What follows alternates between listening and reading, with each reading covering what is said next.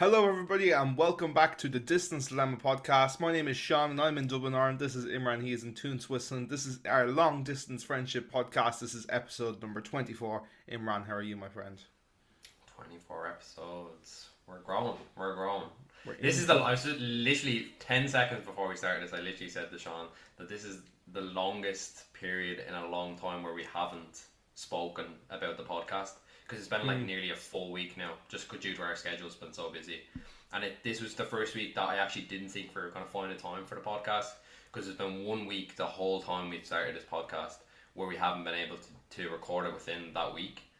Yeah, it's because our schedules were so like our schedules were so busy, just which so is going to conflicting, happen. like, It's yeah, going to yeah. happen.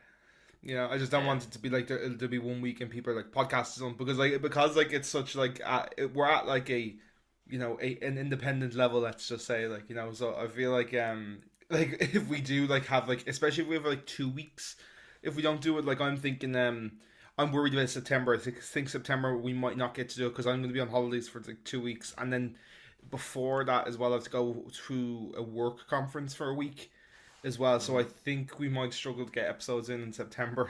So, but like I'm afraid that like if we because we're in such an early stage of like there's the joke that every blokes start their podcast and we are that we have literally done that but I feel like we've committed like I think we've like gone balls deep into this and we're kind of fairly committed to it, but I'm wondering what our first like 2-3 weeks without a podcast is going to look like just because of conflicts for stuff like that because there could be times as well where you're on holidays and we just can't fit it in and as well like because your holidays are your holidays, you want to be going on holidays, you don't want to be relaxing and about this sort of stuff.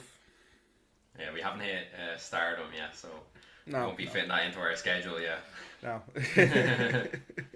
It's still very much just a little passion project for the two of us that we've been talking about since we were like 19. Yeah. I wanted to tell a story about my day yesterday. I sent Sean this voice message yesterday. Oh yeah, this is mad. I was saying this to Simone and Simone was like, what the fuck? That's just so strange. This is such a weird story, lads. So I was in work in the morning yesterday, so went in like I usually do around 10 o'clock. Started doing my preparation in the kitchen, get all the machines on, change the oil, blah blah blah blah blah. Doesn't matter to the story. So we're just about to open. We open at 11:30, but it was about 11:15 in the morning. And one of the girls at the bar, she was like, she was kind of like, she wasn't like asking me to come to the bar like straight away. She was kind of like confused, and she was like, can you come to the bar for a second? And I was like, yeah, no problem, no worries. She's like, there's 3 girls here looking for someone that's from Ireland. And I was like, oh, okay, yeah, no worries. So anyway, finished up my bits, washed my hands, came out, and then I came out, and it was 3 girls on a hen's do. I'd say, now, here's the thing. I've told this story about 3 or 4 times, like to my girlfriend, a couple of people, voice messages and stuff. I thought that they were in their 50s, but I'm after being told that maybe they're in their late 30s. So obviously I don't have a good view of age. Just put that out there, okay? They were all Swiss, by the way.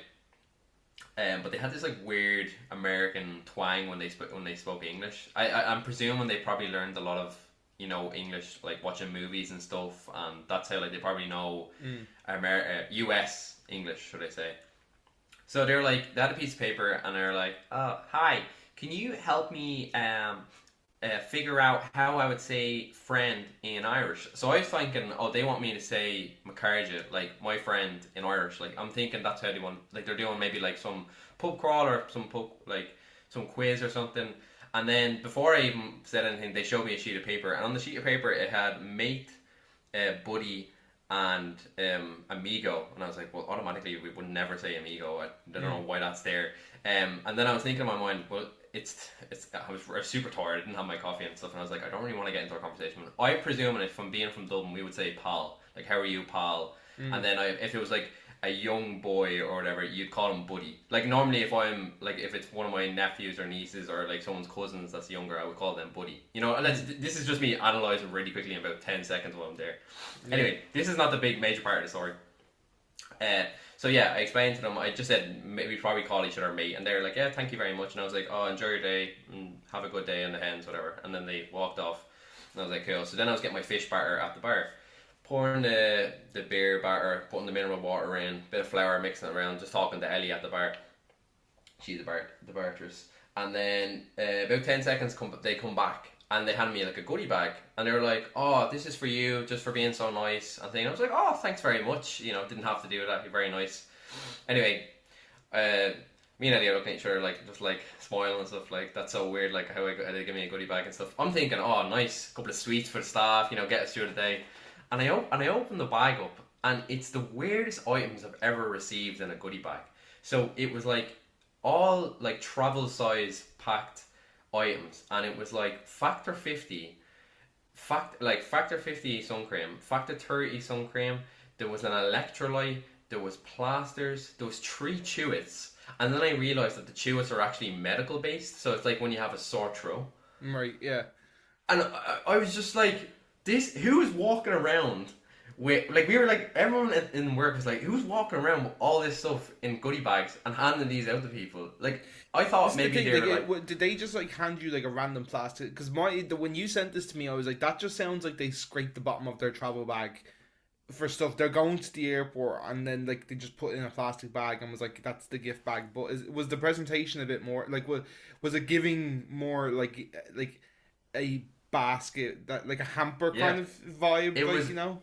It was more like a small like plastic bag with like a red ribbon around it. Like it was a nice, like, you know when you'd give like at a summer camp when you're a kid and you'd get like a small goodie bag and they might put it in like the plastic with a ribbon on top of it. Okay, like yeah. So a bit of presentation went into. It's like a bit of presentation, not like they whipped it out. Like it's obviously they put some thought and process into this. Obviously, if they're giving out hampers for the day, whoever they meet. But I was just so like confused of like these items, like, and I didn't know which way to take it. Like everyone in work was like, "What?" But the funny thing was, it actually came in handy for people in work because one of the lads got really sunburnt last week and he had no sunburnt left. And so I gave him the factor 50 and the factor 30. One of the girls was super tired in work, so I gave her the electrolyte. My manager was complaining because he recently got Invisaligns and he said he forgot his toothpaste. So it was like all these little things were coming in handy for all the staff members. So I ended up just leaving it out like at the front desk and they like let all the staff take it. But I was just like, that's the weirdest gift I've ever received at like 10:30 or 11:30 in the morning. Yeah. You know what I mean? It's just so wild. Do you know who has really good stories about that? Our mate Jack Linton. Oh really? He has what kind of stuff brilliant stories. But so like when we were working in Harvey's, he so when you like when the customer would buy stuff in Harvey's, depending on the size of the item, you would help them bring it out to the car. Yeah. Jack worked on TVs, so you know quite often he would help the customer bring out the car, load it into the car for them, blah blah blah blah, and sometimes people would give you a tip for doing this. Like sometimes people try a $5 or like, you know, they buy a coffee or they do something to show gratitude. It wasn't always guaranteed. I'd say maybe like once a day if you brought something out, somebody would throw you something, like, you know. Yeah. And like this was like, it was never something you were expecting, but it was always like a nice little bonus to your day. I got 20 quid off somebody before, like, you know. And so, like especially if you bring out loads of stuff, like if you bring out like a washing machine, a dryer, a television, loads of bits out to a van, then you're kind of like half expecting it. And Jack had brought out a big delivery, and this has happened to him like 3 times where he has gotten, because Jack's been there a while now. Jack's been there a couple of years at this point, right? So Jack has had it happen 3 times, whereas he has gotten the strangest tips or gifts, or I don't know what you would describe it, but there was one time where he got a pineapple. Just a man in this car. Like. Just a fella gave him a pineapple as a tip. SpongeBob's gaff. And then another time, some fella gave him 2 loaves of bread. Wait, just 2 loaves? Just 2 loaves of bread. I think he must have been a bread man, so we just gave him 2 loaves. So weird. And then I think he was either given like a fruit basket or spuds or something like that as well, like another kind of like not oranges. I think it might have been oranges he was given. Someone just like a net of oranges. I think that Jack, if you're listening, come back and correct me. You feel free to shout at me in our Instagram DMs and tell the people what you were actually given. But I know for a fact he got a pineapple before. So you were allowed to accept tips in your workplace. Yeah. See, we were the opposite when I worked at Marks. We weren't allowed to accept. We were allowed to accept bought gifts, but you weren't allowed to accept cash. Because it was one time I helped a lady like her whole family, I like helped them pick out suits for like an hour, and she tried to give me 100 quid, and I was like, no, I'm not. I was like, yeah, I know, and I was like, it was for a funeral. I was like, and obviously it was, they were very, in an emotional state at that time. I was probably taking my time with them and stuff. It was grand, like it was. I wasn't doing anything, crazy. I was just doing like my job for like I do for anybody. But I remember when she started having 100 quid, I was like, I'm not taking that. I was like, first of all, I'm 100 not quid's allowed too much. Yeah, you couldn't Yeah, accept no, 100 no. quid. Like First of all, I was 10, like, 20 quid, yeah. 100 quid's way too much. You can't Yeah. accept that. First of all, I was like, I'm not taking that. In my mind, I was like, I'm not taking that. And the second one, I was like, I actually physically can't take that. My manager was like, I'll get in trouble. Like, if they catch on the cameras, like, I'll get in trouble for taking that money.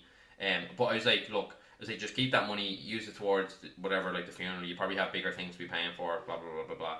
But in our place, we were allowed, if someone bought, like, chocolates, you were allowed to take it.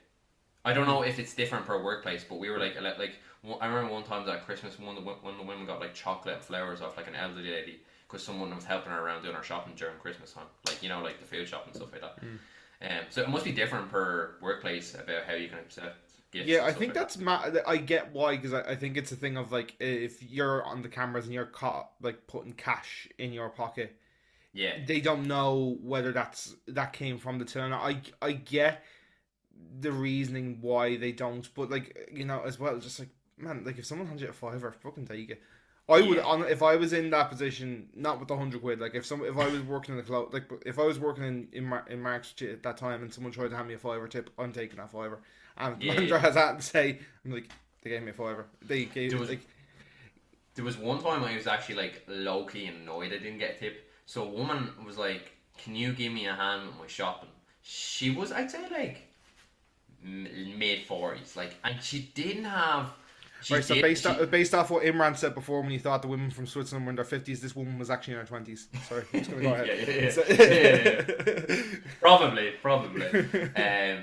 She had her like a shopping trolley and about 3 bags. She could have put them all in the trolley, but I wasn't going to suggest that because she asked for my help. I was like, yeah, I just had to go ask my manager first. Can I go up? Can I leave the floor to help you? My manager was like, yeah, no problem. So anyway, I thought like she had parked the car like outside at like, you know what I mean, like the Blanche shopping centre, like beside where the coffee shop. I think it's what's that nice Butlers?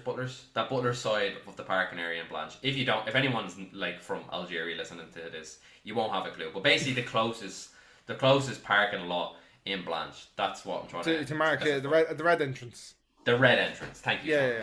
Yeah. But this woman had parked like past, like even past Smith's, like the furthest away, and we went out there, like heading towards Whitestown, and I was gone out of work for like 40 minutes. We had like went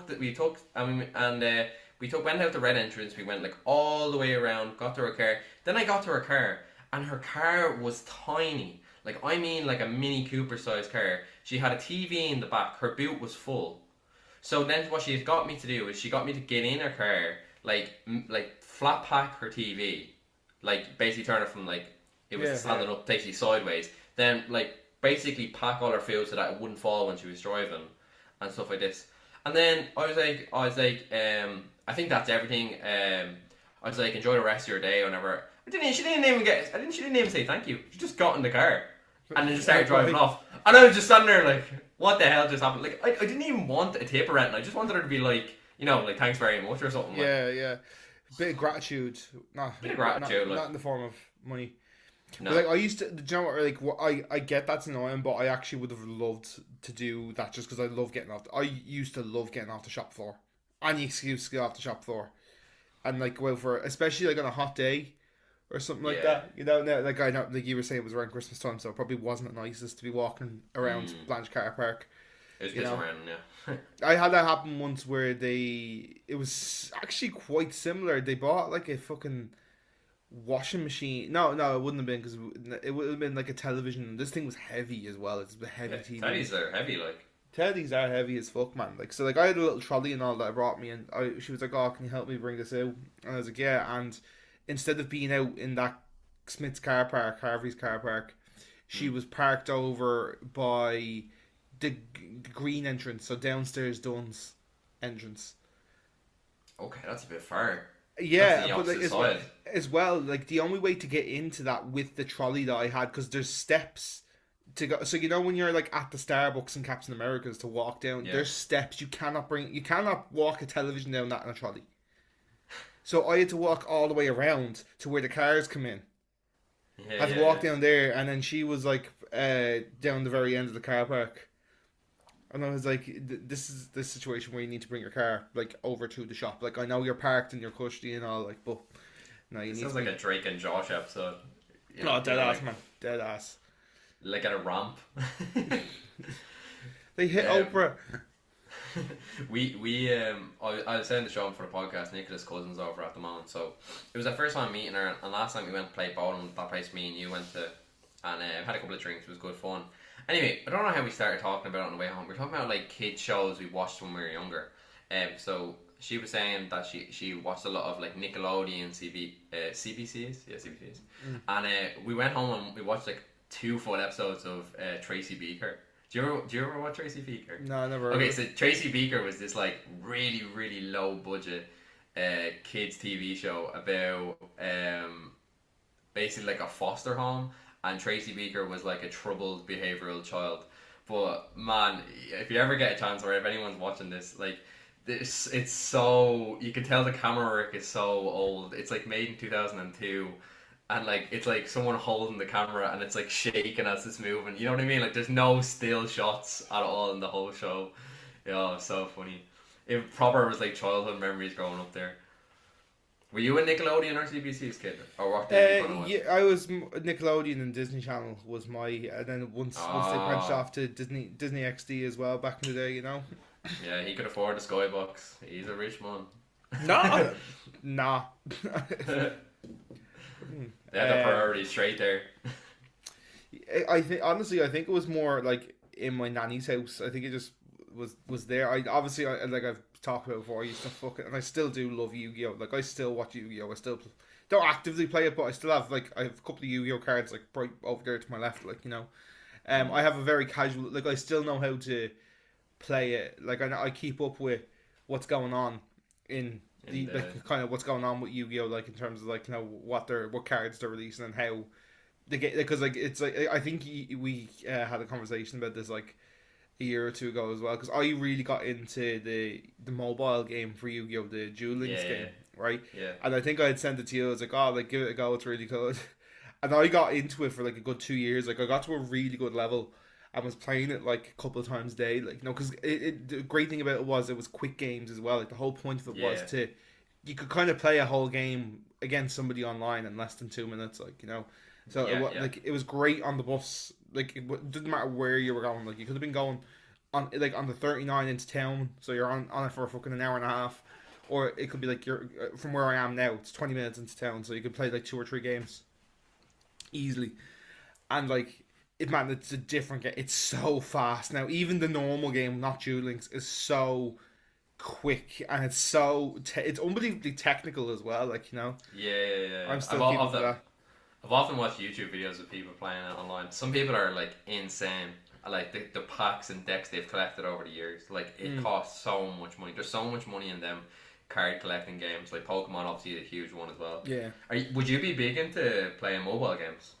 I don't know. Like No, I know people no. that have been like have put their like lives into it. Like Nicola plays a lot of Candy Crush, or it's like the Royal Clash. I think it's called Royal Clash. Yeah. It's like basically like Candy Crush. Like Nicola's on like level 2000 or something like that. No, Duel Links was the only mobile game I ever got into. Yeah. I obviously back in the day when like you know when you first got your first like iPad and iPod and iPhone and stuff, like you know it was like you know hefty game Or sessions Pics, one word. on Angry Birds and Flappy Bird. Do you remember Flappy Bird, man? Yeah. Do you remember 4 Pics, 1 word? That was huge when we were in school. Yeah. Everyone would be coming in like trying to help each other. What like if you got stuck. Yeah, no, because like I never really, because as you know as well, I've never been a big gamer. Full stop. Like I only ever played like FIFA, GTA. I would buy COD just to play it with my mates, like not because I actually really loved it that much. Yeah, I saw Yeah, me too. I was dreadful at it. Like that's thing. I think that's. I just never really was like. I'd never play it, but I'd only play it like if I was in an Xbox chat and they were like, "Let's go on to COD." Right, okay, right. everyone's going to COD, so I'm going to go to COD. You know, but like, yeah, I was never big into games and stuff. But even like stuff like solitaire, and I love solitaire. Same. But I never got into it on my phone or anything like that. Like Duel Links was the only one that like as an adult I really picked up on. And then I was so annoyed then because like I was expecting like with Apple everything is linked. You know, when you upgrade your phone, you just sign into your iCloud and then everything is pretty much there as long as you backed up your iPhone. Yeah. I went on and I backed up my iPhone. I went on to Duel, and you can't basically log into your Duel Links account. So every time you change phone, your data is gone. No. So when I changed my phone from my 13 to my 15 that I have now, I was like, I'm after losing all my progress. Like it's all gone. I was like, I'm not downloading it again to get back to that level again for 2 years. And then because I upgrade my phone every second year, so like I was like, I'm not doing that every 2 years. Like basically going back to zero and having to rebuild my whole thing. Like, you know, because I honestly probably still would be playing it right now if I didn't have to get rid of all my stuff that time. I wonder if you played it online and like logged into your account that way, you'd probably be able to keep it. But I don't know. Is it different to Duel Links to? Sorry guys, we're actually just nerding out on Duel Links right now. Yeah. But we'll continue. There's Master Duel as well, which is like more like the actual TCG, which is like, you know, like Duel Links is set up to be quick games, like, you know, like where you're in and out of the game in like 2 minutes, whereas like Master Duel is more like the actual trading card game. So you've got like Duel Links, your deck is 20 cards. In Master Duel, your deck is 40 cards, and you've got 10 card slots on Master Duel. You've only got 6 on Duel Links. So like that, and that's how they get it to turn over real quick. Like, you know, so you can on Master Duel. I've Master Duel on the Switch in there as well. Like when Simone first got her Switch, like, and I was like played it while she was in work. Like I was doing that for a bit, but yeah, the Switch is just like, honestly, Switch is like it's up there with one of the best top 3 consoles at all time. The crack me, Finn and Simone had when they were over playing Overcooked was hilarious. Like it was so funny because we were all Nicola playing at the same time. Nicola killed all of us. Like Nicola nearly took all of our heads off. She was like top chef, and like if we weren't doing our duties, we were getting the backlash of it. You know what I mean? I think everyone should play Overcooked at least once in your life. It's one of those. It's like Mario Kart. Everyone just needs to play it once to experience it. Like it's so funny. It's so fun. I found it so funny because like throughout the whole time, like because you and Simone had played it before. I had never played it before, right? So like Nicola was taking everyone's heads off, myself included, right? But like every couple of minutes, she'd just look at me and go, "Okay, but Finn's never played it before. Hold on." And she'd cut me a bit of slack and she'd pat me and she's like, "Well done, you're doing grand there." And then she'd like eat the two of you guys alive. Then like, what the fucking come on? It's like when someone has like one little bit of kitchen experience and it's like, yeah, okay, you should be knowing what you're doing. And Sean's just out here like his first day, like a little time. Yeah, I was just vibing. I literally like there was points where they were like, "Sean, what the fuck are you doing?" And I was like, "I'm just vibing, honestly, just vibing over here." It'd be funny, like I'd be there breaking my back doing like 3 meals and I look over Sean's just like waiting with a plate, waiting for the food to be ready, like just bouncing up and down. Yeah, and it's not much different in real life as well, to be fair. you know that like Nintendo lobby music. That's what sometimes I feel like just goes through Sean's head when he's playing video games. Like, I can be a proper like NPC at the best of times. Can't we all? Oh man, we have like a full pack of crunchies now in the fridge, and I'm just opening them out. I've already had 3 this morning. Hold on a minute, you put crunchies in the fridge? No, it's let me specify. It's like 30 degrees here right now, so all the chocolate will melt. Yeah, so what we have to do like tactical planning now when we have one chocolate bar. We used to like put it in the fridge, and then if I want it, I take it out for like 15 minutes, and then go grab it and then eat it. That's what I did this morning, literally before we started the podcast. Because like whatever, like I don't think chocolate should go in the fridge regardless of that. No, either do I. Crunchies especially, like you'd break your teeth. Yeah, because the honeycomb. Yeah. No, that's what I mean. It's all tactical now. Is there anything left there from when I brought stuff over? Is there any of the dames left? No, we ate that like 3 days after you left in like one go. Okay. Yeah. Had a binge. We had a binge. It's like a little a ritual now where anytime someone comes over they have to pick us up the fry pack that you got in the airport. I think every single time someone's coming over to visit us, that's what they're bringing. It's their one, like that's the rent for the, because that's like that's all they charge them. It's like just bring that to the airport and you're grand. The most exciting thing is that Sean actually went through the effort and bought us the bread. Like that to me, that's like goat level friendship right there. You know what I mean? That's a love language. That is Yeah, buying yeah, brown yeah, bread. yeah, yeah. Oh, I remember the Monday that they left. We had a fry up for dinner, and it was like such an Irish experience. Like we had the Irish tea on, we had the fry, we had the eggs, we had the bread, the Kerrygold butter. Like we were living life. Did I bring? Was it just one block of butter I brought you, or was there two? Yeah, it was one block. We still have the Okay. block actually. We're nearly at the end of it though. But yeah.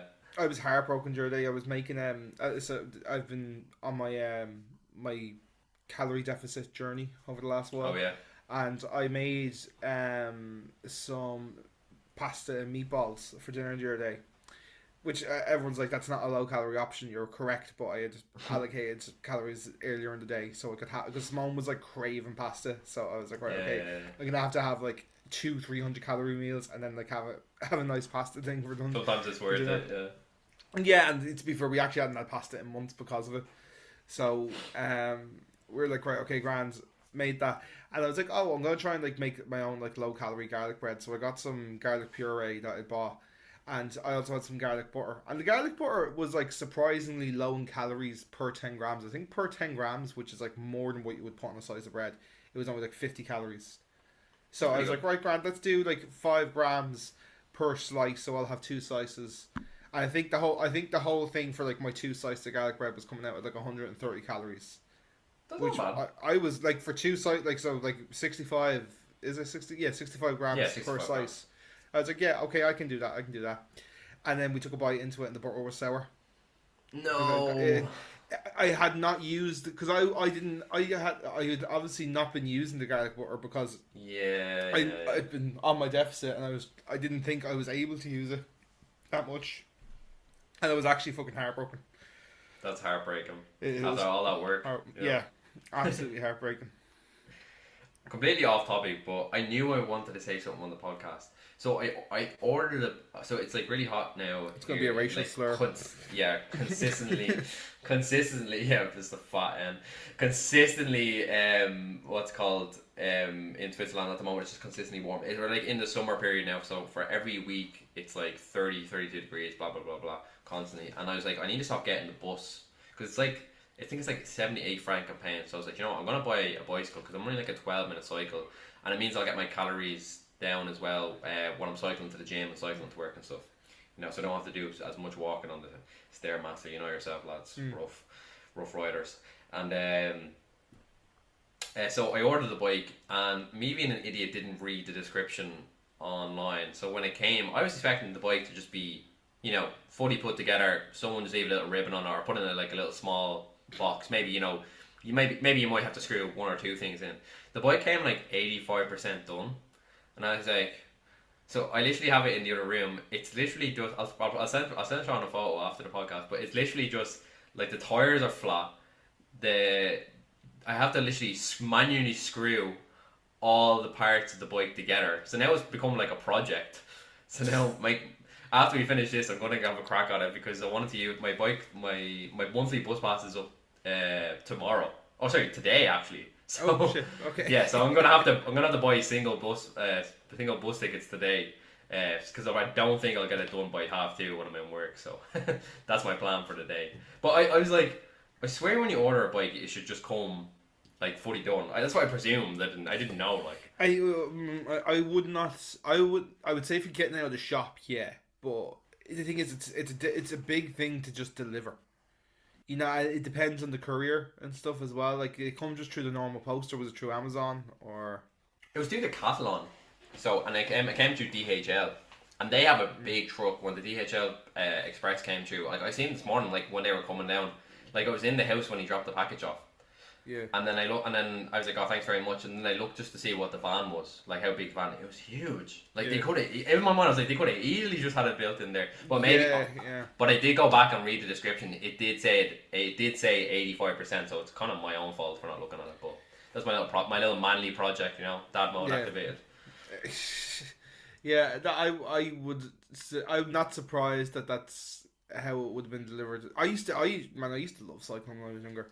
Before I got was getting my license, and I obviously took the car off you and stuff. Like I was considering buying a bike because it was like just starting to become really frustrating, the situation with me and Simone living far apart and just not being able to like chill in each other's places and having to spend so much money being in town. So I was considering getting a bike at that point, but I never did. But I used to love it back in the day. Like I used to cycle everywhere. I used to cycle to school. I used to cycle to work. I used to work up in Ballycool and cycle from Blanche to Ballycool.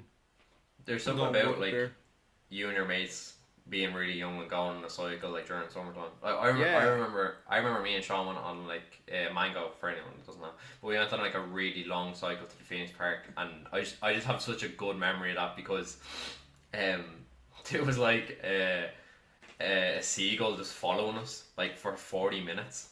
It was so weird. Like we were like, oh, we didn't even notice it. We just noticed that there was a seagull above us, and we were like, oh, grand. But then we parked up at Pope's Cross in the Phoenix Park, and then the seagull was like literally sat beside us, like just with the lads, like just came and stopped with us. And then we got up and left and went to go cycle back then home, and it was following us again. We were like, we picked up a little me, Seagull Steve.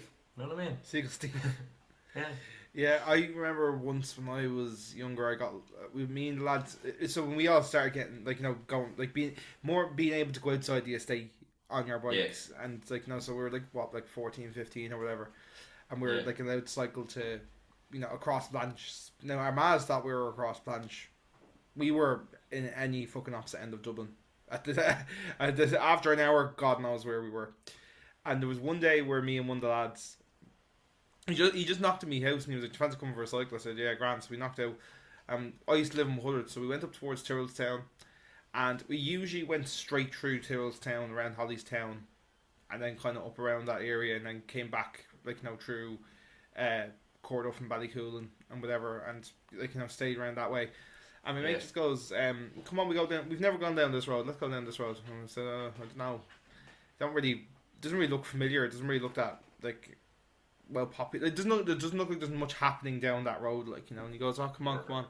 And we went down this road, and it was just a straight road for like 45 minutes. And we're going, and we get to the end of this road, and it's a junction, a Y junction. And we go, I was like, right, if we go left, we're more likely to go back towards Blanche and Hullard. He goes, fuck it, let's go right. And it was at the point now where I didn't know where I was, and I didn't want to turn. And also, we weren't at the age where like you would have. I had a phone, but I wouldn't have had credit on my phone. Yeah. Because like your first phone kind of thing. Yeah. Like Yeah. I if I had, I might have had like free text or something like that. But I obviously, there was reasons that I didn't want to be by myself, other than just being a little bitch.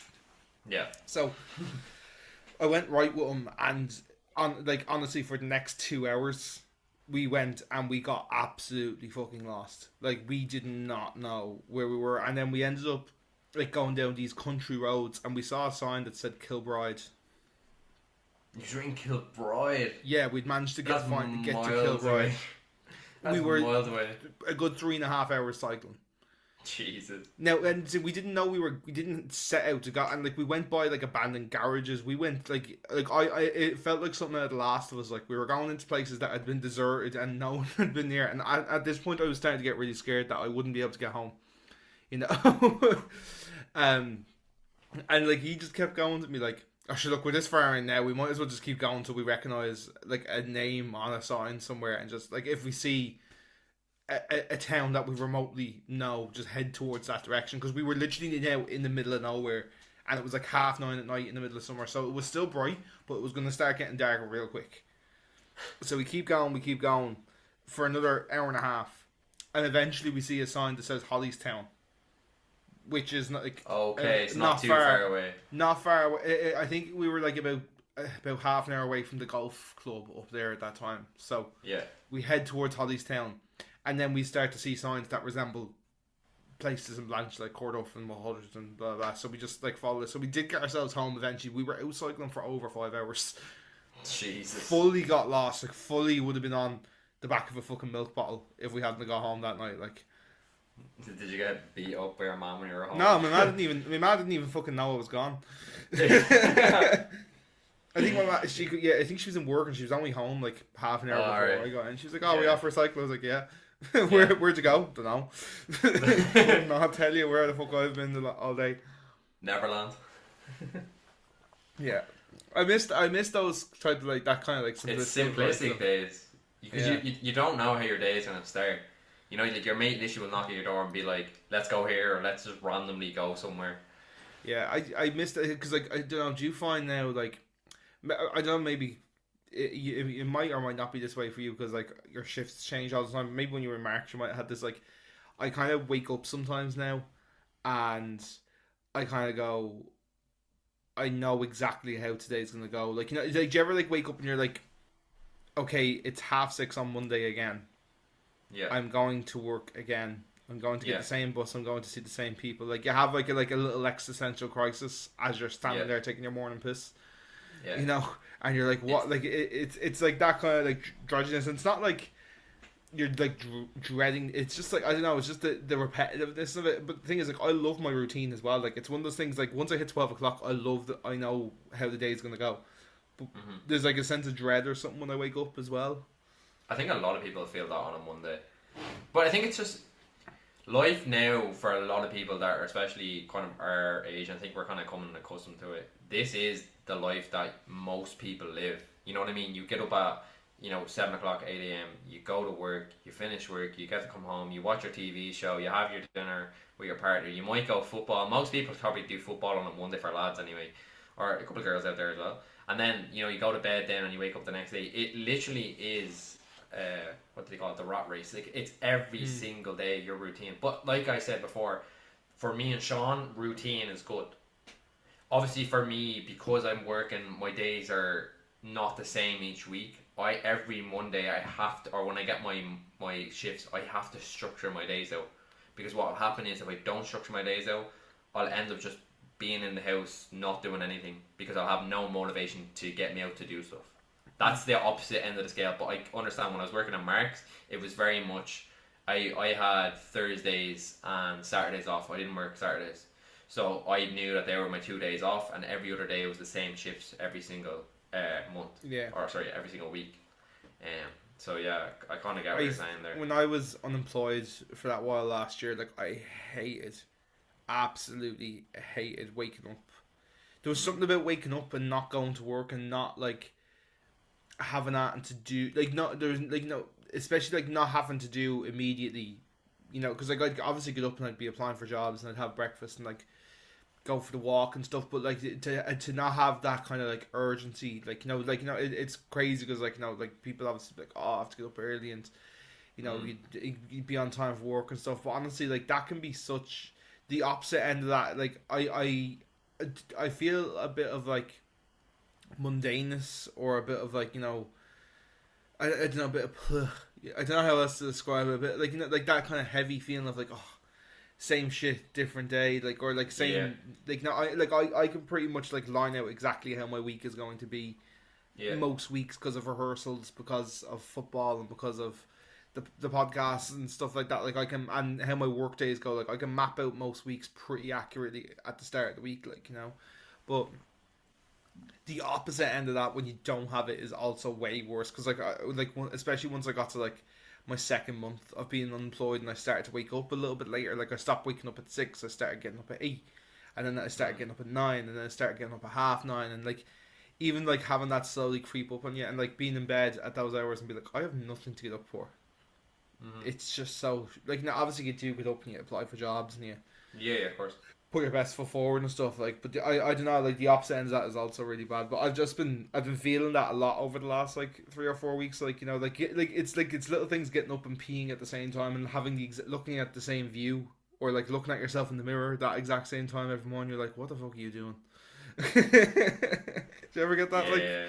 Yeah. I understand the mundane thing. I think a lot of people probably struggle then when they get into routine because it's like a game. Life sometimes feels like a game. You know what I mean? Like you fail the level and you go back to the start and then you redo it over and over and over and over again, and it's just the same thing, repetitiveness. But like you were saying before, like routine is needed for some people, or like some people need a motivation to get out of bed. That is how sad life can be though. Like sometimes you need, like sometimes, like, obviously I don't want to go to work, but I understand I need to make money to survive. So that's, you know what I mean, that, or have money to be able to do the things I want to do. And that's just the life we live right now. But you know, I know this is like a very, very weird comparison, but like you could have someone who's in like a tribe, you know what I mean, in, you know, like some wildlife, like thousands and thousands of miles, and their day is like completely different to ours. You know what I mean? Like they're hunting to survive, you know, to survive for their family, to provide for their tribe, and then we're living this like, you know, westernized 9 to 5. You know, play football at the weekends, go to the cinema, go for a drink at the weekend. You know, it's just a weird comparison to bring in there. Yeah. Also, when Shaun was talking the whole time, I had to mute because I was letting off rippers. I had to mute like 10 times. I was like, one of these is going to slip on the podcast. I have to mute every few minutes just to take a sip of water, so you don't get a big gulp in the microphone. You know. These are the true, honest thoughts of a podcast, lads. Yeah. I think it's time to move on. Good to segue. For the week. Segue. Slap. Our topic for the week is funny travel stories. So we asked you guys for some submissions on this, and me and Imran also have some stories that we're going to tell ourselves. I'm gonna, Imran has all the bits there on his screen, so I'm gonna let you kick off first, and then I'll do mine, and then you can do the final two, just so it's not like me and then like Imran talking for 10 minutes. We'll space it out a little bit, you know. Yeah. So I'll say my own one first, just because. Cool. It's funny. I don't think I told Shaun this one, but we could do a whole other segment about Interrail, which we'll probably do down the line. We'll ask people if they want to hear about that. But anyway, so 2 years ago, me and Nicola went Interrail for about 3 months.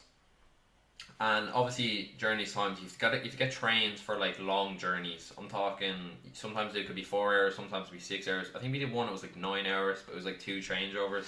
So it's long traveling in like really hot weather. So we were on this train, I think, if I remember correctly, I was trying to think about it from today, it was from the Czech Republic to Slovenia, so it was a long train ride, and there was no air conditioning, it was like 34 degrees, so at this point of the trip, we'd given up, like, wearing shoes and stuff. Like, I was wearing, 90% of the time I was wearing Crocs. Now, I would not be caught dead in Ireland wearing Crocs. I literally, if one of the lads saw me in the centre wearing Crocs, the slagging I'd be getting from me on for weeks. But anyway, doesn't matter. So I want to be comfortable. I'm chilling on the train. I have my long socks on and my Crocs. So I was like to Nicola, I'm just going to go to the bathroom. But I left my phone with her. I left all my bits with her. I had nothing on me. So I was just like, right, grand. And I had to go through 2 carriages to get to the bathroom because there was none on the 2 carriages that were on the carriage that we were on. Anyway, so I went in. You've been on, bathrooms on trains. They're not, the most hygienic, the most clean, should I say. Anyway, I went into the door, opened the door, anyway, went in, closed the door behind me, and I took a step back. Just naturally, just was moving around. I took a step back, and someone had took a shit on the floor in the corner of the bathroom. I'm not gonna lie, it was pretty big. It was really big. It was kind of like a German Shepherd's poo. So, Ooh. Have you ever seen German Shepherd's poo? Very big. I stood in it. I looked down. I was like, oh my god, someone's after completely missing the toilet. I don't know if they planned it. I don't know what happened. And I was like, fuck. Right. I was like, grand. Look, not the end of the world. I'm sure I can wipe it off with the tissue. There's no tissue. There's no tissue in the bathroom at all. Right? So I'm starting to panic. I'm like, what am I going to do? Grand. There's a sink there. I'll take my crock off and I'll wash it off. No water. No water. Now bear in mind, this stinks. Absolutely stinks. And I'm panicking because I'm like, I've no phone. I can't ring Nicola bring tissues because I have really bad hay fever, so we always have tissues on me. And Nicola has everything. I'm like, what the hell am I going to do? So I have to take... Now luckily I had long socks on. So I took my socks off and I basically wiped the shit off my Crocs with my socks, right? And there was no bin in the bathroom, so I just threw them in the toilet, right? I went to go flush the toilet with the shit on my socks, of course, that were in the bathroom now. I tried flushing the toilet, and of course the toilet got clogged, right? So I'm like, right, look, I've controlled it. I got most of the shit off the crock. The crock is a bit stinky, right? But I have to get back now to I have to go back now to Nicola where so I can clean the crock whatever we have there. Try to spray it with some perfume or something. Of course, when I go to leave, there's someone waiting in the toilet, like waiting to go in next after me, right? So they're going to think I've done this. You know what I mean? Like, there's no way out of this. You know what I mean? So I opened the door and it's like, sorry, do you speak English? And they're like, yes, yes, yes. And I was like, I tried to use the toilet there. It's clogged. There's no tissue. Now, thankfully, it was a girl. So I'm thinking when she heard there was no tissue, there's probably no way for her to dry herself off or whatever she's got to do. And she was like, oh, no problem. I think there's a bathroom down the next carriage. I was like, grand. So as soon as I see, like, I literally was like peeping at the door like that. As soon as I seen she'd left, I literally sprinted off, like, out of this carriage, ran back to Nicola, and Nicola was like, what's that smell? I was like, don't talk to me. Give me any wipes you have or perfume. And I started scrubbing the bottom of the Crocs. Man, it was disgusting. Like, absolutely disgusting. You did tell me this story when you came back from Interrail, and it's just as disgusting as when you did tell me.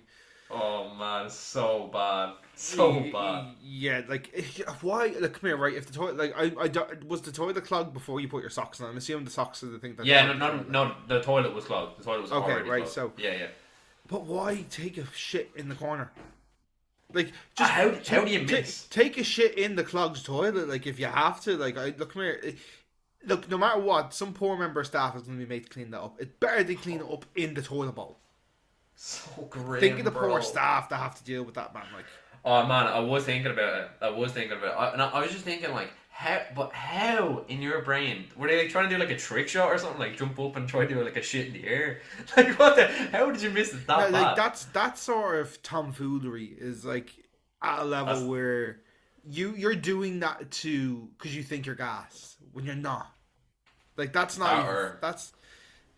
Someone had like 3 Indians for breakfast, lunch, and dinner, and that's what they had to get out of them. Yeah, I honestly, like, I have questions, but I don't actually want them answered, if I'm being totally honest. Let's just move on from my embarrassing shit story. literally. Okay, so mine is this. I don't know if, like, this is not half as bad as that, like, So it's gonna be a bit of a come down. So well. Yeah, there's a bit of an innuendo in there somewhere. So, right, basically, me and Simone absolutely love going to Salou on holidays because it's really cheap, it's really cheerful. We've gone like 3 times and we've done the same package holiday from Love Holidays each time, and it's fucking grand, right? So this was our second year going to Salou. So we'd been before, we like booking the exact same thing. We knew the sus. And we land and we get on the coach transfer to our hotel. We get off, and like maybe 3 other couples get off, and we start. And it did, so basically it dropped you like a 5-minute walk away from the hotel, because it dropped it basically dropped us at another hotel where other people were going, and they said it's honestly quicker if you guys just walk to your hotel. Granted, no problem. We knew our way around kind of fairly okay. So we start walking, and there's like 3 other couples that are walking in the same direction that we're going. And one of the couples came up and asked and said, do you guys know where we're going? We said, yeah, we know. We stayed here last year. We know how to get there. Grand. So we're just making small talk, like, just waffling away. Do you know the story I'm going to tell? Yeah. Right, okay. Yeah. So we're just making a bit of small talk, like, general, like, oh, where are you from, blah, blah, blah. Is your first time? Just general shit like that, right? And turns out they're from Dunboyne. 5 minutes away from where I used to live, and where you used to live, and where we went to college and stuff. Grand, okay, so sure you're talking about that, whatever. Grand. About 2 or 3 days later, we're up at the pool, and these guys walk in again, and give them a wave. Now, we didn't like want to be rude, so like they chatted to us a little bit, we chatted to them a little bit, nothing too intense, just a quick hello, goodbye.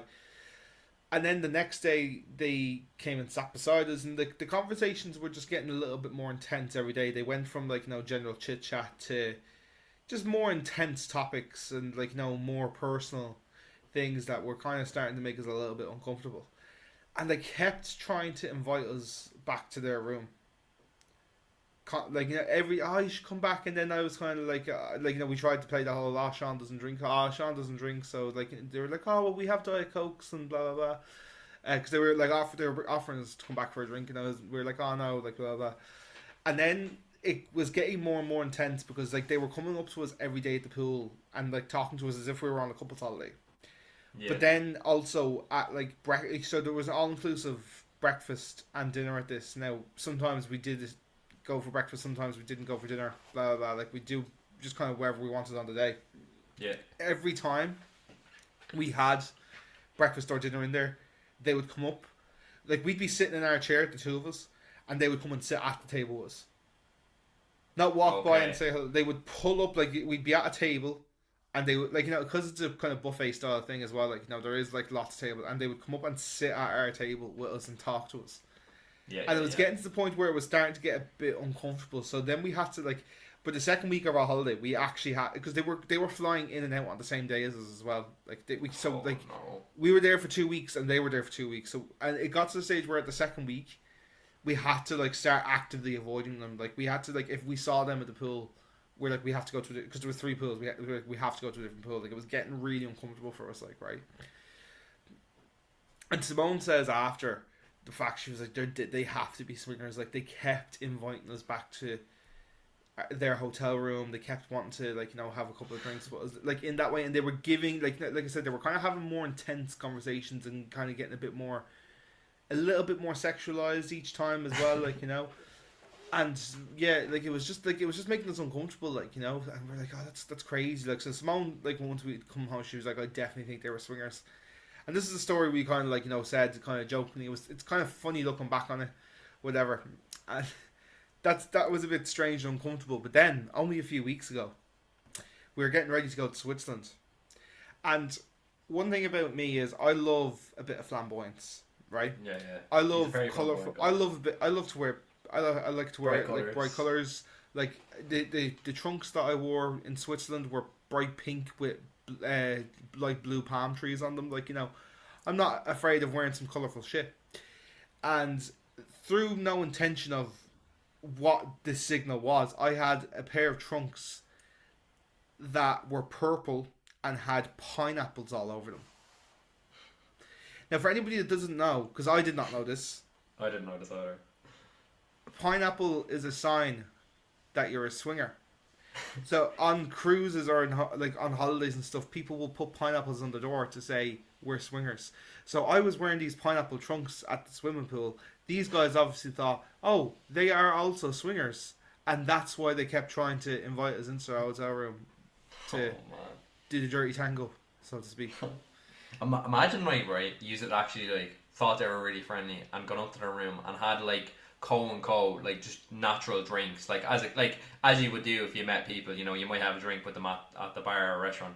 But imagine how that would have turned out if that had occurred. Like if you went up to the bedroom.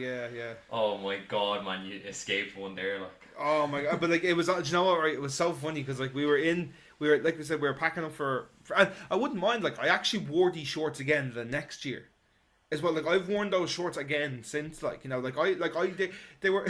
I'm kind of fuming because they were one of my favorite pair of swimming shorts. Like because they're cool. Like they're purple and they've got fucking pineapples on them. But I was like, fuck's sake, like, you know. But now I feel like I can't wear them because I feel like everyone's gonna think I'm a swinger. You know. I'm definitely getting Shaun with a massive pair of shorts now with pineapples on them.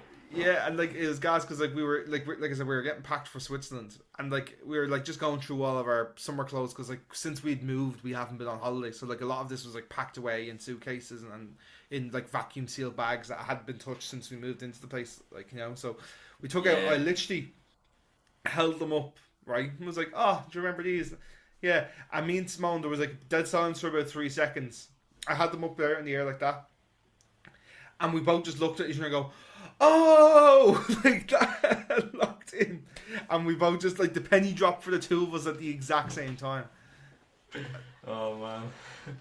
So yeah, that's my embarrassing travel story. Oh man, I that's so funny.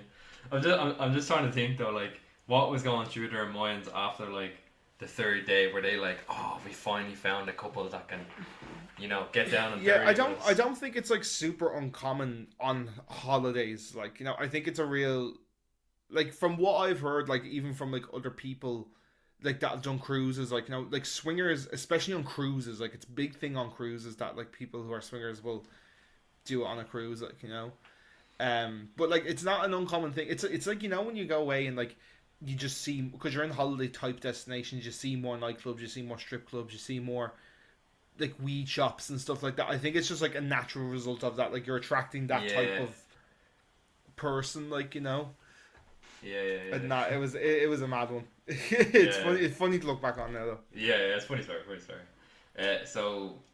Still gonna keep all of them anonymous as we always do. So this person said, okay, funny Americans topic one is a collection of Americans talking about the sea. So this said when they were in Dubrovnik, actually, why do they anchor the boats here? The water is so calm, it wouldn't even go anywhere. So I'm presuming they're trying to say, like, this is when they're talking to. No offense to any American fans if you have any, but like, you do come across as quite slow on holidays. I've had experiences myself. No offense, yeah. And then they also said when they were in Italy, American one. Oh my god! I just got in the sea and I couldn't float. What? What? I don't know. American too. No way. Is it salty like the Dead Sea? Also, they said, "Do you guys have tequila in Europe?" That's a bit of a slow one there. Like, Yeah, you know yeah. what I mean? You know what I mean? Like, also in Italy goes, "Are there sharks in the Mediterranean?" Mediterranean. That's the way it's spelled. Yeah. Yeah. Obviously, they probably couldn't pronounce it properly. Yeah, that's all. That's all I've had from that person. That was kind of hard to read, but I'm presuming they're trying to say that they've had like funny American responses with people from America. I don't know. Yeah. I think that was hard to describe. So Yeah, I think a voice note would have done that one a bit more a justice. voice note would have been there better. Yeah, yeah, yeah. And they also sent another one, which I thought was funny, but they didn't add any description to it. But I'll just read it out quickly. Yeah, she goes. She just said, "I almost got sold in Cairo in Bazaar for 75 camels." That's all she said. That's all she said. That's the one you need to give more context to. Where's this American bullshit going? Yeah. I need to know more about this story. And I asked this person to send a voice message, and then she said, "I will," and then she forgot to. So that one was more funny. Like, that one's continued. She almost got sold for 75 camels. So there you go. The cigarettes, like, or I don't know. New camel. You know what I mean? And then we only got one more.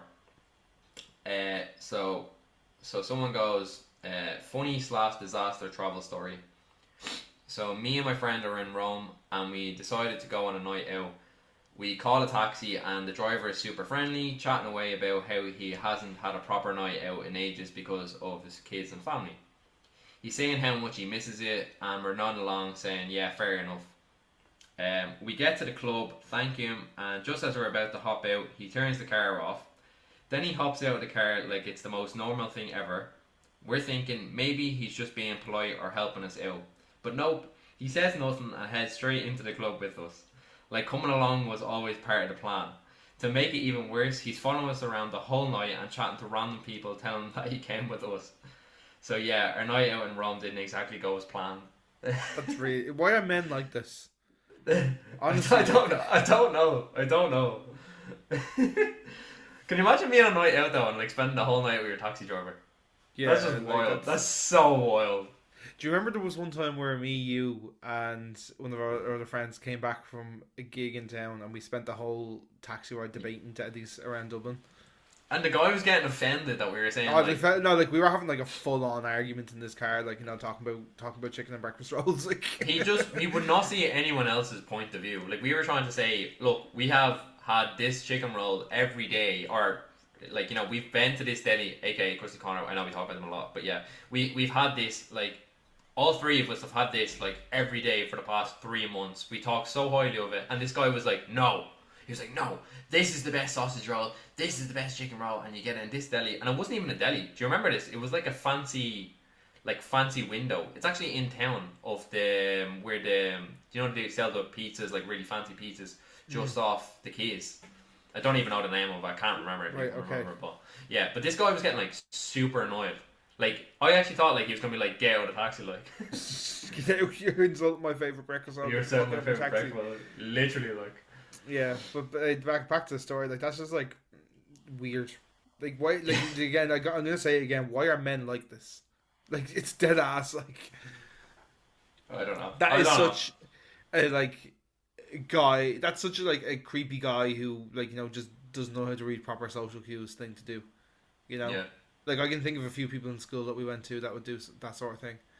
I had I don't know why it just came to my head there. I was coming back from a night out with Mango and Nathan, two of my mates, and I say we were all fairly tipsy, like, and we're getting a taxi back from Dunboyne, and we're in the car, and your man takes the taxi through the Phoenix Park. Sorry, we were in Maynooth, sorry, not Dunboyne. And we're about halfway through, and then we noticed like his surname was with like a guy we went to school with. Do you remember Chuka? I recognise the name, yeah. Yeah, there was a fella in our year named Chuka, and it was Chuka's dad. Like, and when I'm telling you, like, we were just chatting away to this guy about his son for like 40 minutes, like the whole way. Like, he even pulled up, and when he pulled out of the car, like, we didn't get out of the car, like, we were just sitting in the car talking about his son, like, just saying how random it is, like, how we got, like, we didn't even know he was a taxi driver. We were trying to contact, like, obviously me, Shaun, and Nate hadn't talked to Chuka in so long, like, so many years. So we're, like, trying to, like, send Chuka messages, like all of us texting him at like 3 a.m. being like, we met your dad's a legend and all. Like I haven't spoken to Chuka in like I'd say like now like 10 years. So if he's watching a podcast or he's listening to this now, man, your dad's a legend. Yeah, we've like honestly, taxis can be like some of the taxis in Ireland, I think especially, are like some of the most unique experiences, like because like you have three types of taxi men. You've got creeps. You've got absolute fucking creeps, which are like typically like the men over the age of 45. They're typically keep Ireland to the Irish far right fucking idiots. Yeah. And they're the ones that like fucking follow teenage girls after they've dropped them off, or like do that type of like just creepy fucking man behavior shit. Then you've got the taxi drivers that are like I like predominantly foreign and just kind of don't say anything the whole taxi ride, like which is grand, 5 stars, thanks very much, see you later, like yeah. They just kind of keep to themselves. They pick you up, you drop you off, they say nothing. And then you've got the other taxi men, which are I would typically say are either Irish or they're like a very certain area of Eastern European, like I'm talking like Serbia, Croatia, those type of the Balkan countries. Nationality. The Balkan, yeah, that's exactly what I'm looking for. Those type of taxi men, which are the loveliest and soundest people you would ever fucking talk to. So like, nice. there's only 3 types you're gonna get. It's a lottery which one you get. You're either gonna have a fucking great time, you're either gonna feel like you're gonna get followed home, or you're just gonna have like a very mundane, quiet taxi experiences. Like, yeah, but I think anybody who hasn't like had a taxi in Ireland, like, it's just you need to get a few to like understand what I'm talking about. I'm not trying to be like racist around when I say like that, but that's just typically the experience that you get. Racial queue counter. There you go. Like if Imran was a taxi driver, he'd be the latter. Like he'd be the friendly, chatty foreigner. Yeah, I probably wouldn't shut up in the car just asking you about your whole life. I think that's like that line of work though. You need to be conversational. I know some people just want to sit in the car and maybe not want to have a conversation. Some people might like, I've been in a car and it's been loud and people are going out and they've got speakers in the car and stuff like that, and like that's fine too. Like it depends, because different times of the night as well. Like, or if you're doing like day taxis, you're dealing with different customers and different types of people. So it's kind of, you need to be able to like have the dynamics for every single. Because some people, like I've had taxi drivers where they just say hello, thank you very much, and that's it. But also you have to have the basic bullshit conversations like, You know, like, you start asking them like, oh, how are you getting on tonight, and is it a bit busy, and usual crap like that. I feel like that's the benchmark for like if you want to talk, like because like so, like you know yourself sometimes like I've had like like my job sometimes pays for taxis for me to go home like after events and stuff like when we're finishing up late at night or Yeah. whatever. So like sometimes I get into those taxis and I don't want to talk because like I've spent the whole because usually there are longer days of like we've spent like the day working our normal job and then we'll like after we'll have like done more stuff and it's a lot of like socializing. It's a lot of people that you almost see every once in a while, so you're having like weird catch up conversations and all that sort of stuff. So when I get into the taxi at that point, I'm kind of like, right, I just want a bit of quiet time, you Yeah. know. And then like there's the opposite end where like sometimes like you get in the start of the day and you will ask, how's the? I think like that's the benchmark for like if you want if you want to talk to the taxi man, if you say, are you busy today? That's like the bridge to waffle. And if that question doesn't get asked, that's where I'm kind of like, right, don't. Maybe let's not try and force a conversation here, like you know. Yeah. That's a non-negotiable. You know what I mean? Yeah. Yeah. Right, That's probably a good way to end the podcast, actually. I was literally just about to say you read my mind through the screen, Imran. Fair play. Just, I think I didn't actually run this by Sean, but I know we did talk about it. So, we wanted to do like a big topic for our 25th episode. Correct me if I'm wrong, Sean. I already have the topic here. If you would like me to say it, or if you want to say it, Yeah. No, you go cool. for it. Yeah. Cool.